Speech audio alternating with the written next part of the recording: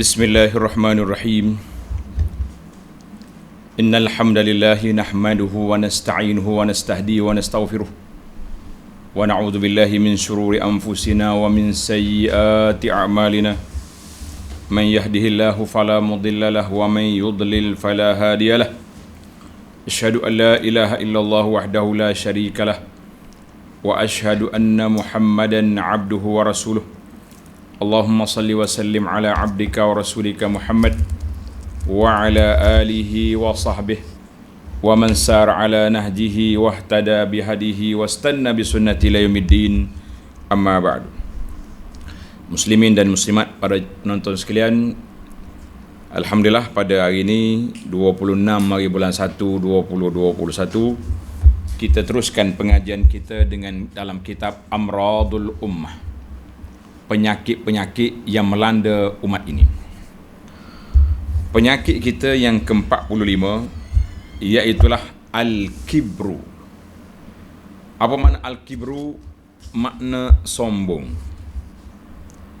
Al-Kibru dengan makna sombong, dengan makna membesarkan diri. Bahasa Kelantan kata Al-Kibru agah. Agah. Penyakit ini adalah merupakan satu penyakit yang berbahaya, sebagaimana sifat manusia itu tak suka kepada orang-orang yang sombong. Kita akan rasa jelek ataupun mual dengan orang-orang sikap sombong dan orang yang mutakabbirin, orang yang kesombongan, kata orang. Sebagaimana kata di para ulama, siapa dia mencari kemuliaan dengan sifat sombong, seperti mereka yang mencari air daripada api. Itu di antaralah contoh. Maknanya benda tu benda berlawan. Memang api ni wak dia jadi air juga, tapi ibaratnya begitu. Air dengan api tu berlawan. Kita duduk di zaman kita hari ini, sifat seperti ini memang sangat meluas, tersebar luas. Kita nampak dia melarat kepada semua pihak, melarat kepada semua kumpulan. Bahkan orang yang belajar ilmu pun masih lagi dengan sifat ini. Penuntut-penuntut ilmu sendiri juga bersifat sedemikian. Kadang-kadang bila orang yang dia tak apa selesa, walaupun kawan tu baca hadis, baca Quran, baca tafsir, kitab-kitab yang muktabar, tidak diambil peduli. Tengok video pun tutup terus. Oh, dia ni, padam terus. Dengar agak dulu dia kata apa. Kan? Ini semua ni dia panggil sifat Al-Kibru. Sifat sombong, membesarkan diri, yang sangat dimurkai oleh Allah Azza wa Jalla. Kenapa? Sebab dia akan kesan dia tu sangat besar di dalam kehidupan manusia. Maka kita belajar penyakit ini untuk mencari penyakit. Kata di para ulama lughah, Al-Kibru lughatan menunjukkan kaf bara, menunjukkan kepada siapa khilafus saghir. Sigar, kecil. Besar lawan dia kecil. Al-Kibru dengan baris bawah, kaf baris bawah, dia panggil suatu yang besar. Kibru. Dari sini dia panggil kibru dalam sifat kita ini, membesarkan diri. Itu tajuk kita, membesarkan diri. Membesarkan diri ini satu penyakit yang cukup berbahaya. Maka bila seorang itu ada sifat ini, maka dia sangat berbahaya. Sebab apa berbahaya? Sebab dia melanggar peraturan Allah Azza wa Jalla, melanggar hak Allah Azza wa Jalla, mencabar hak Allah Ta'ala, Sebagaimana dalam hadis yang kita akan baca nanti, insya-Allah, Allah SWT sebut dalam hadisul qudsi, qala Allah Ta'ala, al-kibriya'u ridai. Kibriya, kesombongan itu pakaian aku. Wal azamatu izari, dan azamah, keagungan itu izar. Kita ni ada dua kain yang kita pakai kalau kita ihram. Izar tu yang di bawah, rida yang atas. Itu dipanggil rida. Rida dengan izar. Maknanya izar yang pakai di bawah tu azamah, keagungan Allah Ta'ala. Kibriya, rida yang di atas. Faman naza'ani fi syai'in minhuma qasamtuhu wala ubali.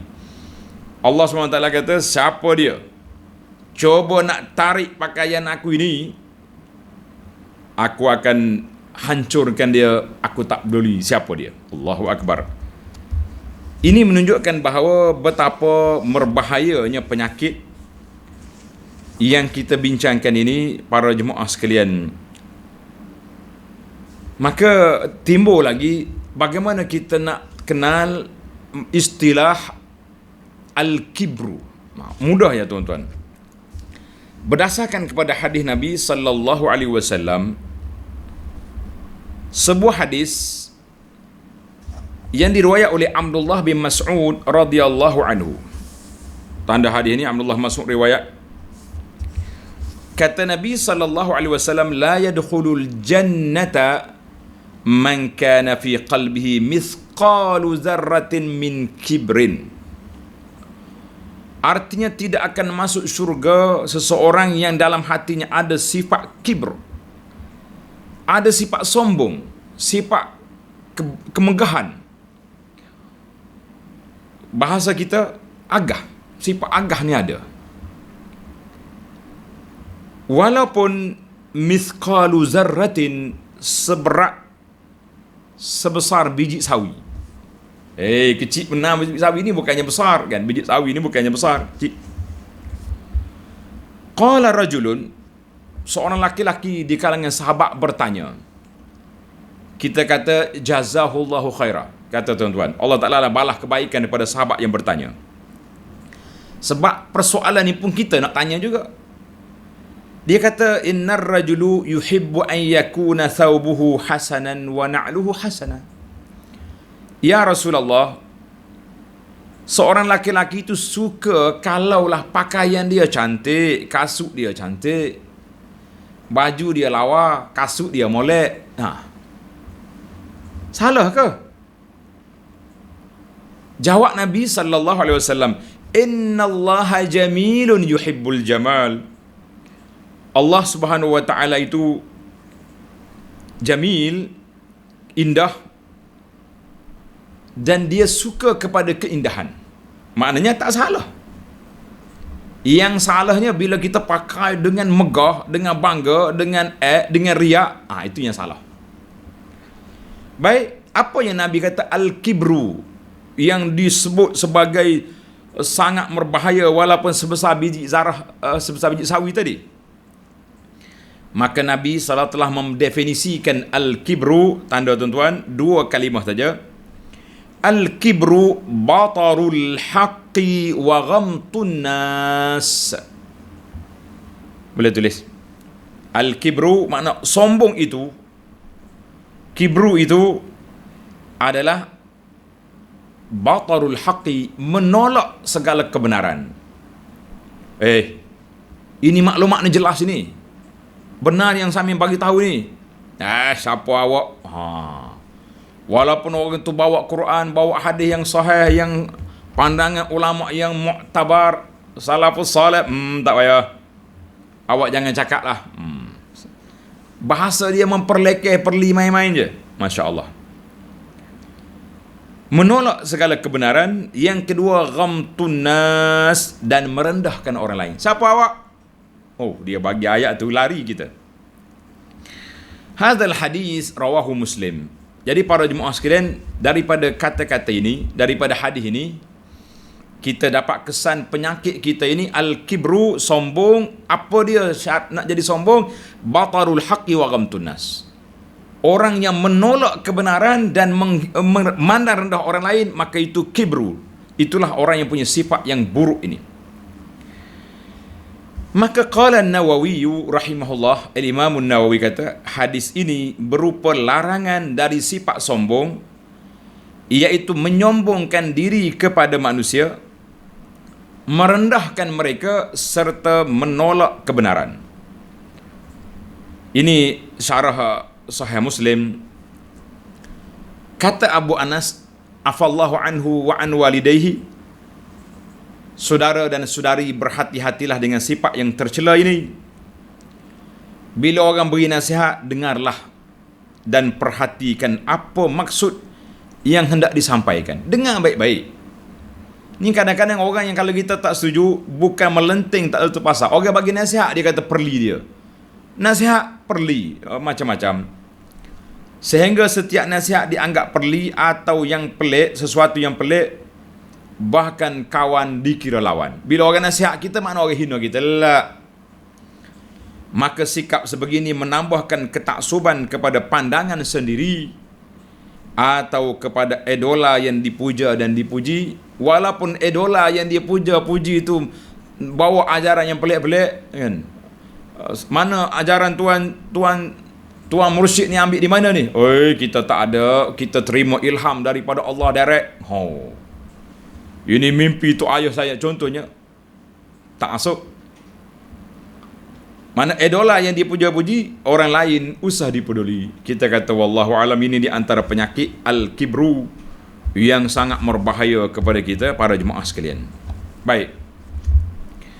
Kita tahulah, maka kata di Al-Kafawi, seorang ulama lughah, dalam kitab di Al-Kulliyat, dia kata kibru ni wahwa an yaral mar'u nafsu akbar min ghairi. Seorang tu rasa diri dia lebih besar daripada orang lain, kedudukannya, pangkatnya, kemuliaannya, maka itu dipanggil kibru.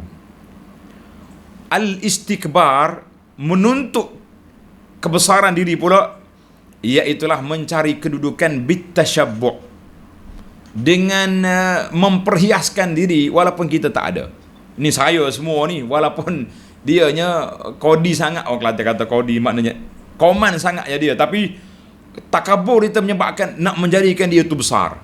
Ibarat orang tua-tua, dia kata macam katak buru. Katak ni kalau kita jolok dia, kita jolok dia, dia makin kembang. Begitulah sifat orang kibru, sifat orang takabur. Makin kita jolok, makin besar dia. Walahnya dia kembung dengan anginnya, bukannya ada apa pun. Ini sifat yang berbahaya. Maka kata di ulama Islam, jenis kibru ni ada 3 jenis. Jenis yang paling besar sekali, al-kibru ala Allah, orang yang menyombong dengan Allah Azza wa Jalla.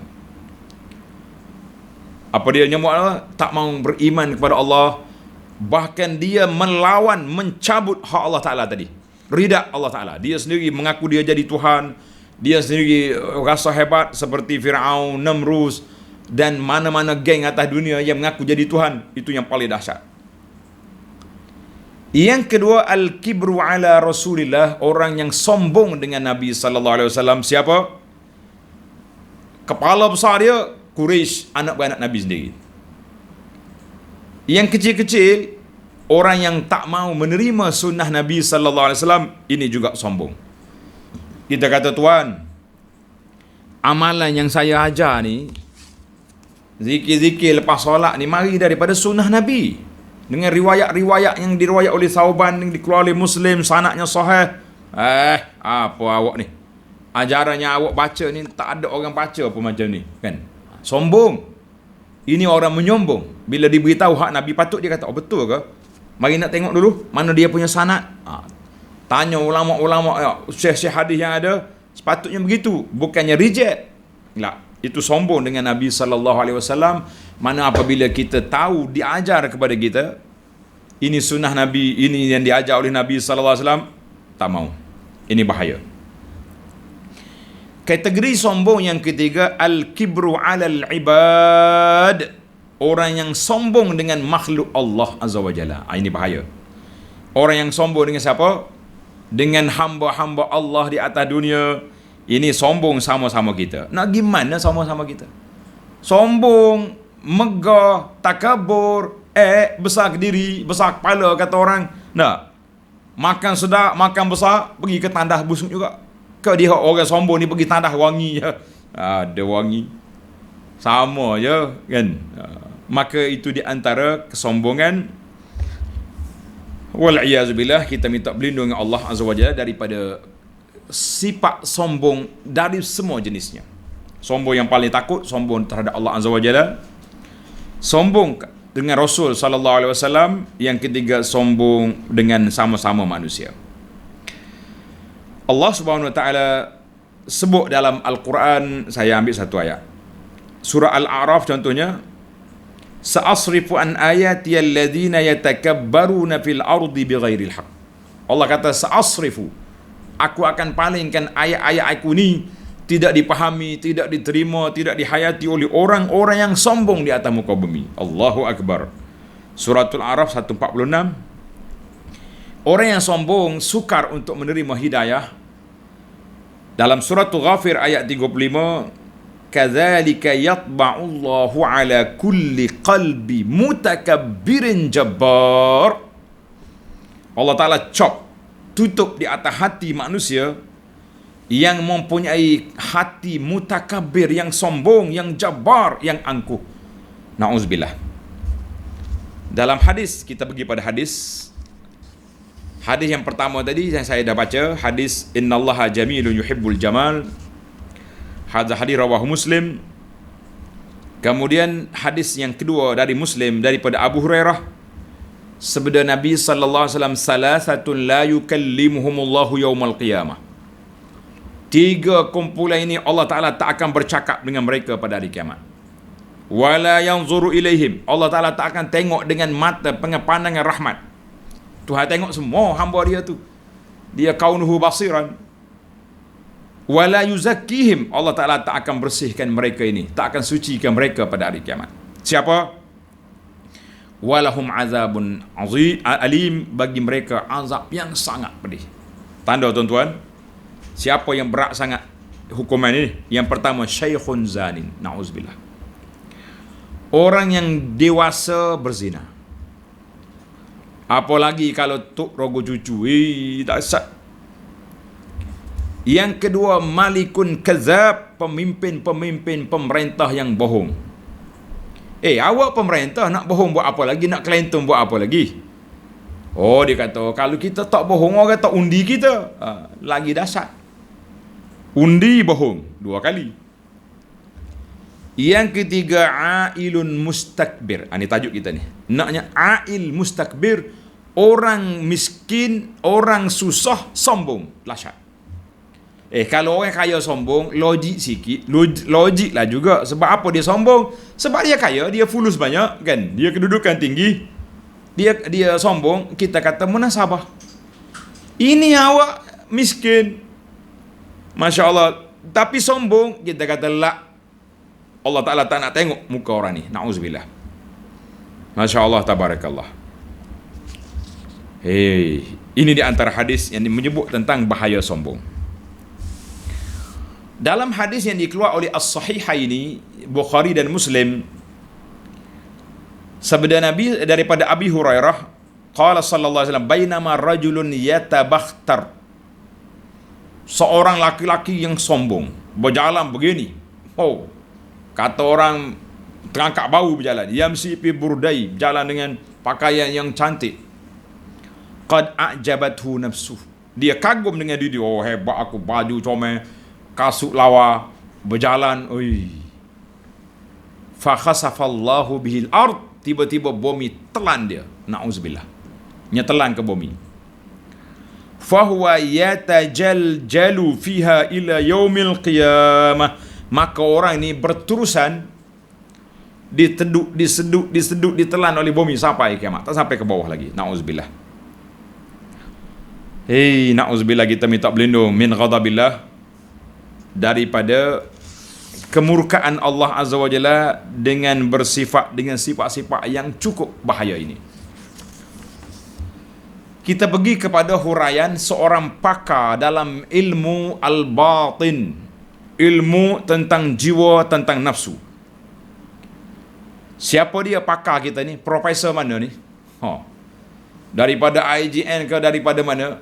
Jawab dia Al-Imam Abu Hamid Muhammad bin Muhammad Al-Ghazali rahimahullahu ta'ala.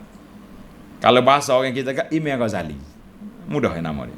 Gelar dia Abu Hamid.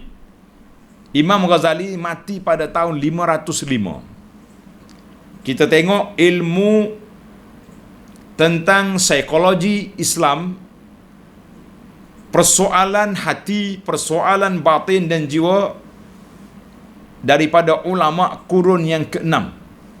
Mana dia hidup kurun yang ke-5, mati kurun yang ke-6, 505. Bukhari, Imam Ghazali kata al-ujub, ain jim ba, al-ujub yurisul kibr.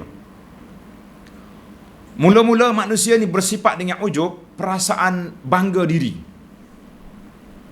Dia panggil ujub. Mana ujub ni dia rasa diri sempurna, perfect. Saya ni molek belakang dah ni. Tak usah duk kritik lah, tak usah duk tegur, tak perlu awak duduk bagi apa-apa idea lah. Saya ni dah sempurna dah. Itu dia panggil ujub. Dia ada dua, satu lagi i'jab bin nafsi. Ni kagum diri sendiri. Yang ni macam burung merak. Dia tengok bulu dia cantik, tengah dia kan. Asyik duk tengok bulu je. Itu dia panggil bulu merak ni, orang panggil penggilak body. Duk gilak body tapi dia tak kacau orang. Tapi ujub ni sedikit. Dia rasa dia sempurna, orang lain tu kurang. Ini bahaya. Bila mula-mula masuk dalam diri kita sifat ujub, kita duk bangga diri, duk gilak body, akhirnya ujub ini yurisul kibr al-batin. Dia akan menumbuhkan sifat sombong, besar diri yang ada dalam batin, dalam jiwa kita. Sifat sombong ada dalam jiwa kita. Siapa dia mari daripada ujub. Maknanya semua benda ni mari daripada kecil. Bangga diri, rasa diri sempurna, perak dia pergi kepada al-kibru.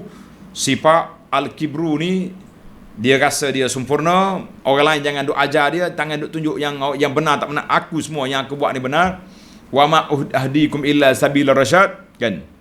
Tapi dia bersifat batin, maknanya dalam jiwa dia. Dia rasa, siapa dia ustaz tu mengajar? Gitu ya. Gitu ya. Wa ghamtun nas, pandang lain hina pada orang. Tak adil aku tu. Daripada al-kibru di dalam bersifat batin dalam hati, dia akan pergi kepada yuris at-takabbur. Dia akan bawa kepada sifat takabur, sifat sombong, besar ke diri pada zahirnya. Dalam kelakuan dia, dalam perkataan dia, dalam perbuatan dia, nampak sombong. Jadi, 3 peringkat. Ujub ni dia seorang dia, syok seorang kata orang. Al-kibru, mari sifat sombong dalam diri, tapi terkawal dalam hati je. Kemudian dia akan meningkat naik kepada al-takabur. Takabur ni sifat besar ke diri. Itu dia mula menyombong.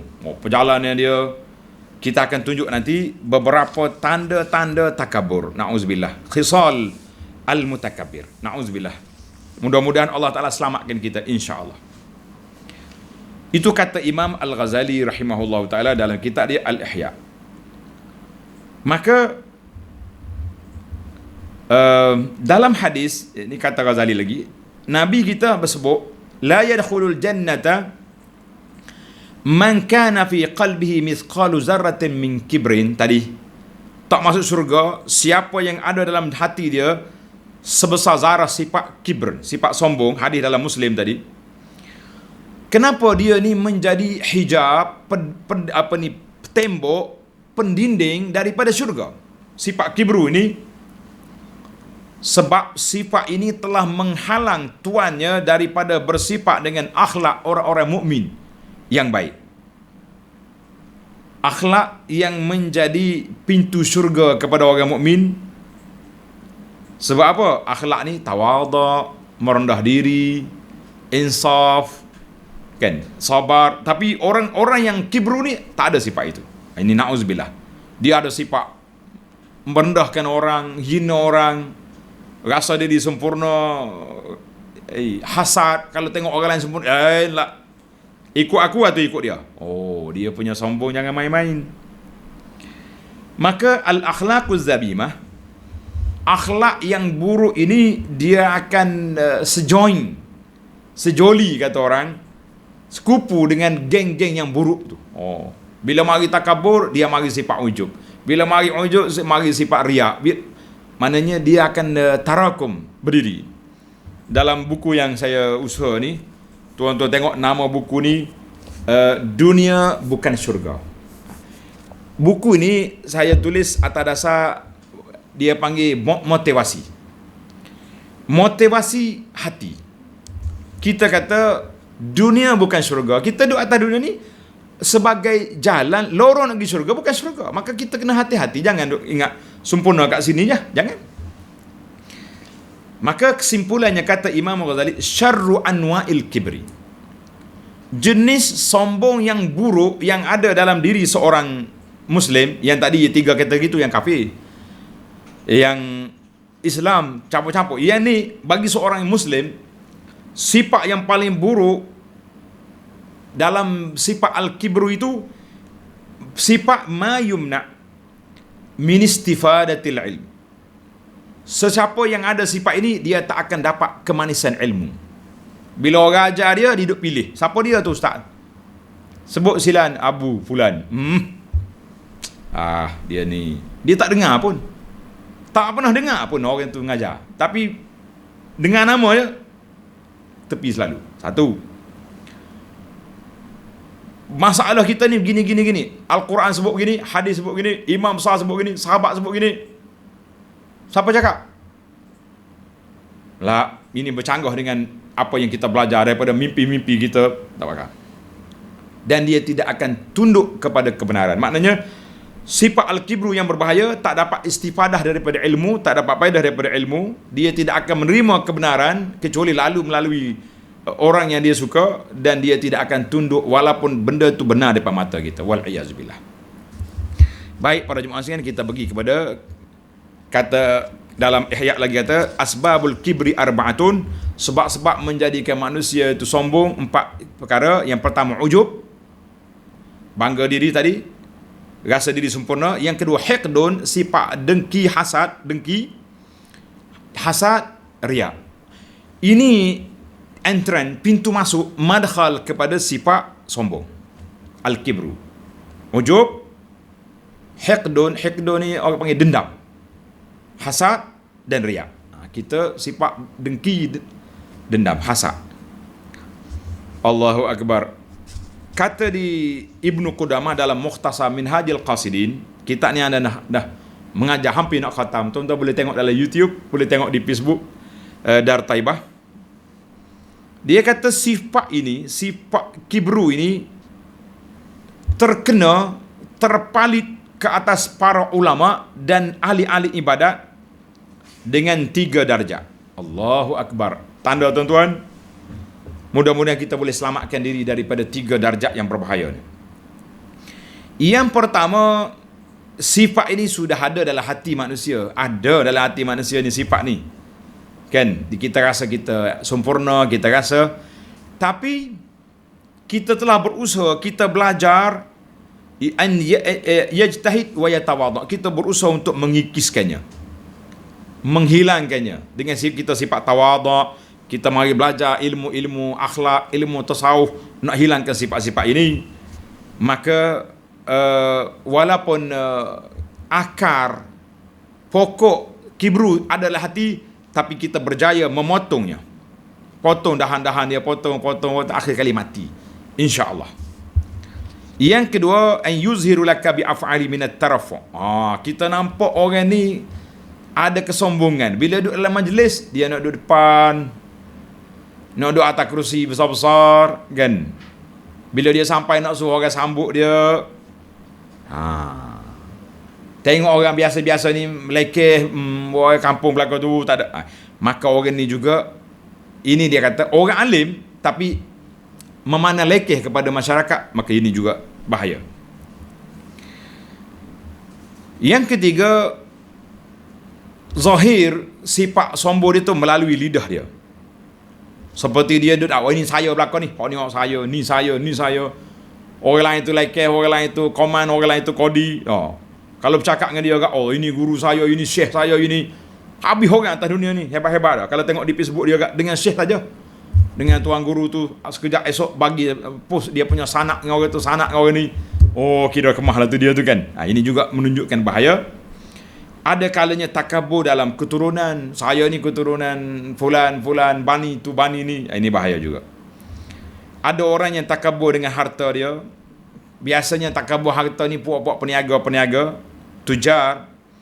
Ada orang takabur dengan kecantikan dia. Biasanya ni berlaku bagi pihak wanita. Wanita ni tak ada kira. Duk kira nak body comel buat dia tu. Tak cukup comel, dia pergi beli cat, buat keni lutung, buat muncul tio, macam-macam.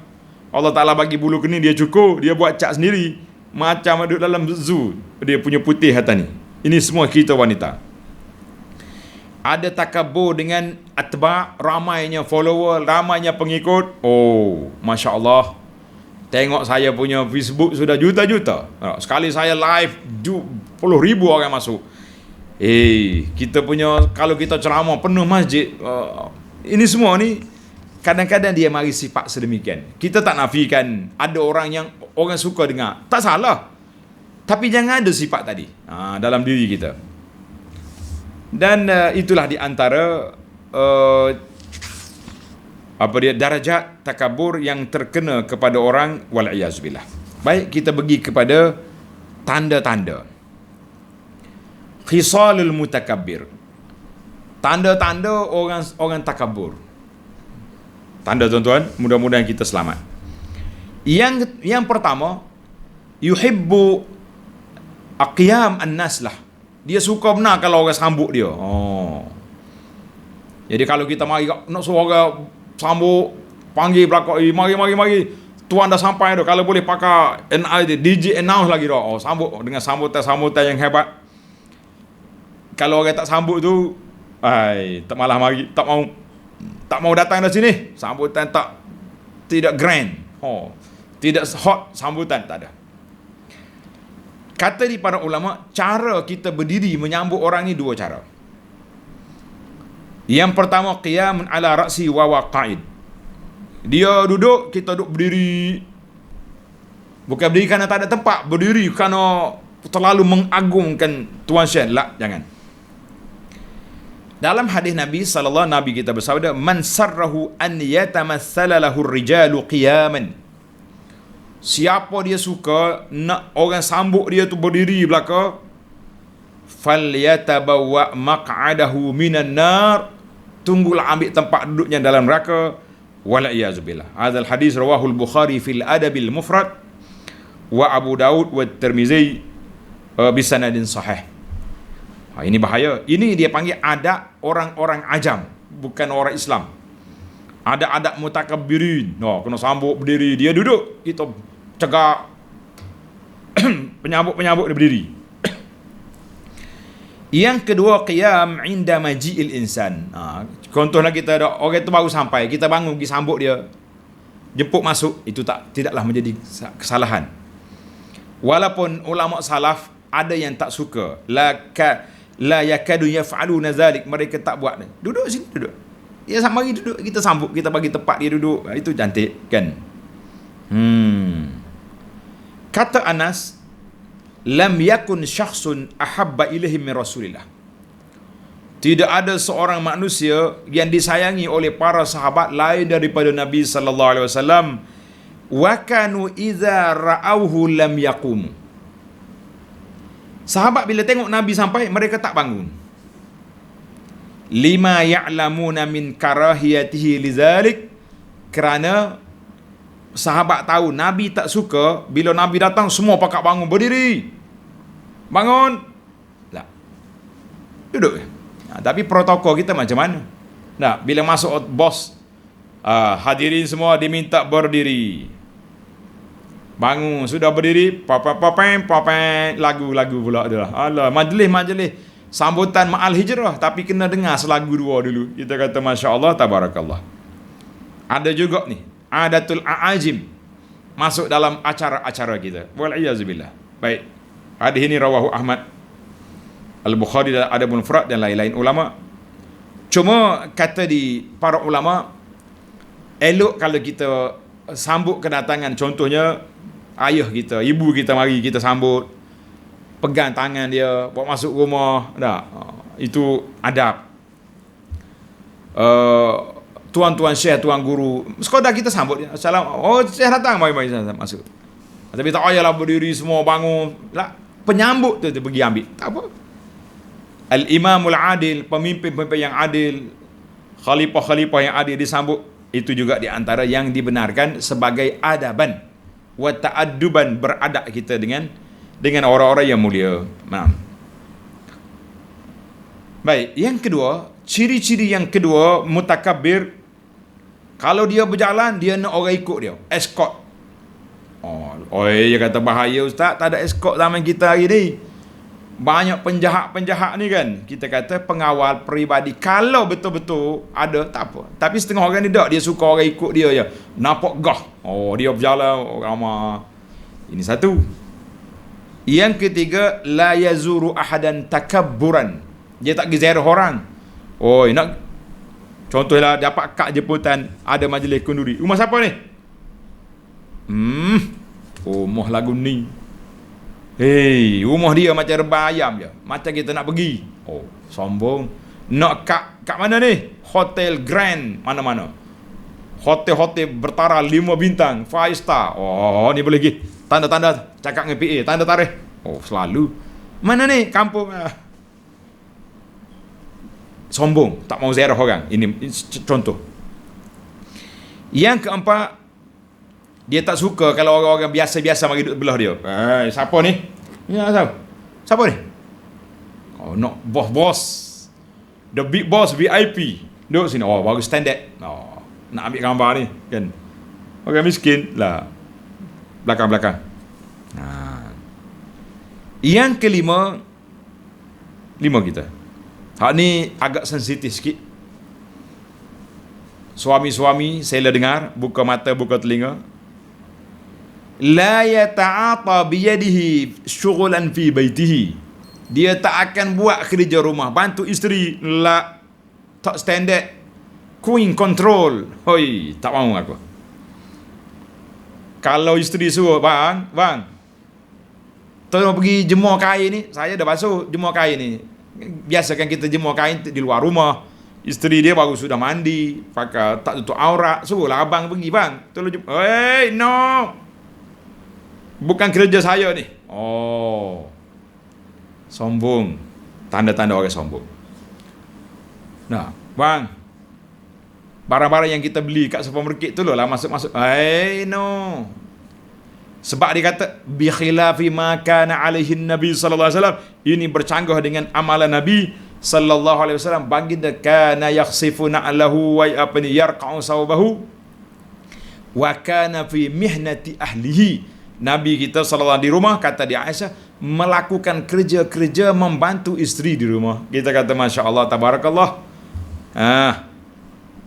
Maka di sini kata di para ulama Islam, man arada an yanfiyal kibra wa yasta'mil at-tawadhu, siapa dia nak hapuskan, nak kikis, nak buang sifat takibru, sombong dalam diri dia, dan nak beramal dengan sifat tawadhu, fa'alihi bisiratir Rasul sallallahu alaihi wasallam, hendaklah dia belajar sirah Nabi sallallahu alaihi wasallam. Belajar sirah Nabi.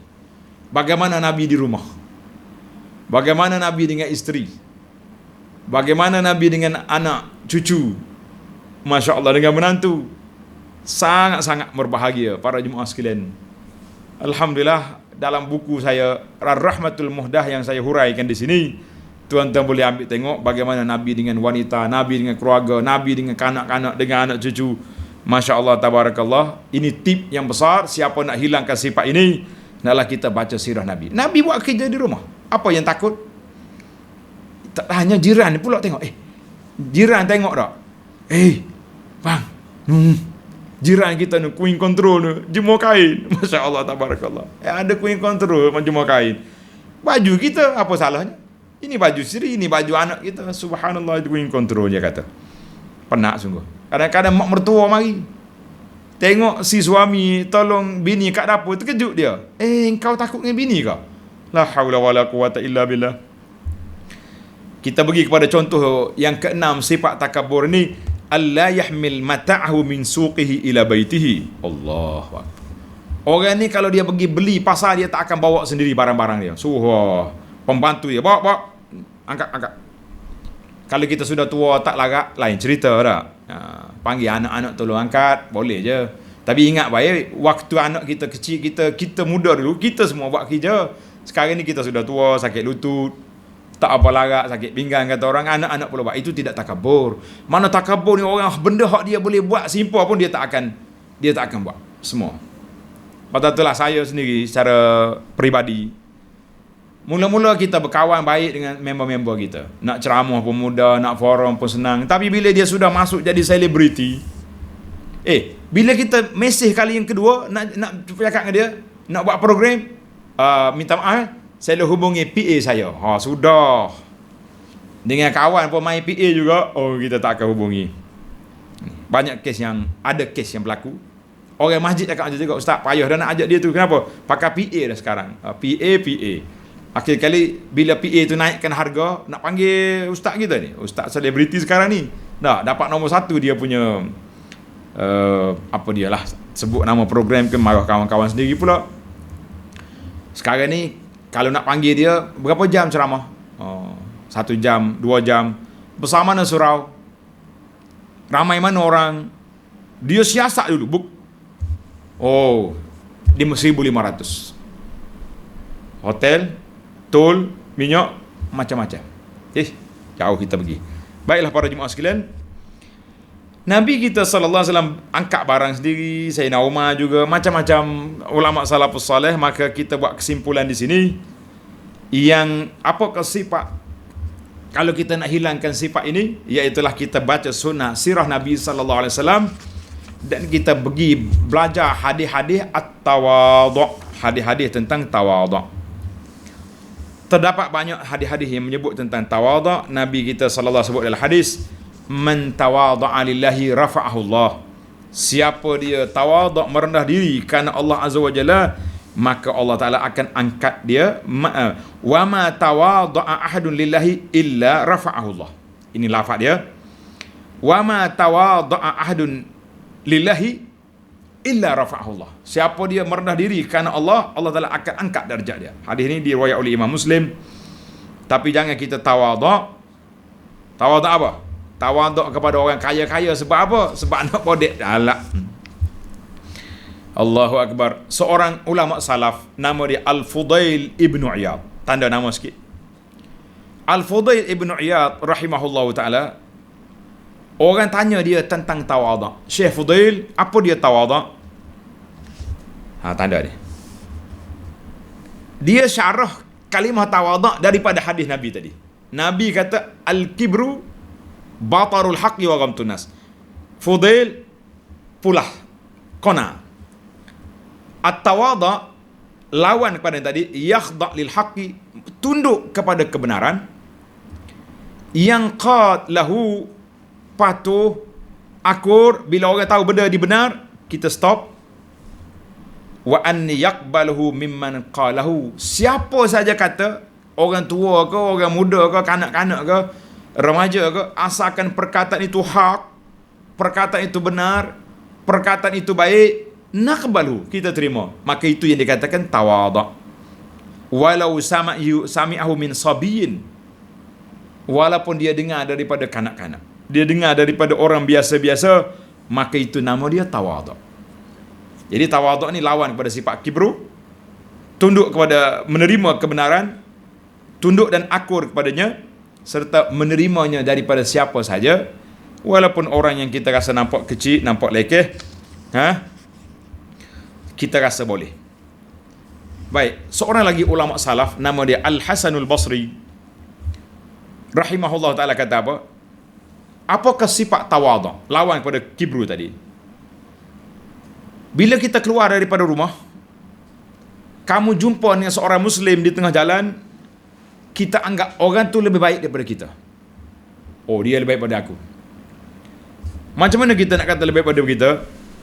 Kan? Kalau kita kata kita ni orang alim, kita kena tanya, man allamaka? Siapa dia mengajarmu? Oi, tok guru. Ada. Saya pandai membaca benda ni, guru saya dulu di sekolah rendah. Di sekolah pasti dulu. Walau cikgu pasti ni berapa je dia punya allowance. Allah Ta'ala lah bagi rezeki pada mereka. Dan sekolah pasti dengan sekolah tadika lain. Pasti ni sekolah kebajikan, tadika kerajaan. Tapi dialah yang memecahkan mata saya, memecahkan mulut saya boleh membaca, saya pandai tengok huruf daripada guru-guru ini. Kita kata sebab mereka. Kenapa kita bila kita besar kita nak hidup, ini guru pasti je? La. Mereka yang telah mengajar kepada kita. Masya Allah, tabarakallah. Maka kata di para ulama salaf, bila kita tengok orang tu lebih tua daripada kita, kita kata dia lebih baik daripada aku. Sebab apa? Sebab dia telah beribadat dulu daripada aku. Dia menyebut nama Allah dulu daripada kita. Kalau kita tengok orang lebih muda daripada kita, kita kata dia orang ni lebih baik daripada saya sebab aku lebih banyak dosa daripada dia. Ini baru kita rasa tawaduk, kan? Maknanya setiap orang tu kita tengok orang miskin, kita kata dia lebih baik daripada aku. Sebab apa? Nabi kata orang miskin mendahului orang kaya masuk syurga 500 tahun. Sebab dia tak banyak barang di akhirat esok, tak ada cek, bila lalu dekat custom, checkpoint tengok tak banyak, jalan. Para jemaah sekalian, yang meruntuhkan sifat ego, sifat kibru, sifat takabur, sifat sombong di mana? Duduk mana? Iaitulah kita sifat tawaduk. Dan kita belajarlah hadis-hadis yang menunjukkan tentang bahayanya sombong. Jadi itu sajalah yang dapat kita huraikan secara ringkasnya dalam perbincangan kita dan di bawah tajuk Al-Kibru Batarul Haqqi wa Ghamtun Nas. Sombong itu menolak kebenaran dan memandang lekeh pada orang lain. Mudah-mudahan Allah Ta'ala beri kepada kita kesedaran dan menghapuskan sifat buruk yang ada dalam jiwa kita ini, insya-Allah. Subhanakallahumma bihamdika asyhadu an la ilaha illa anta astaghfiruka wa atubu ilaih. Wa sallallahu ala nabiyyina Muhammad wa ala alihi wa sahbihi ajma'in. Walhamdulillahi rabbil alamin. Wassalamu alaikum warahmatullahi wabarakatuh.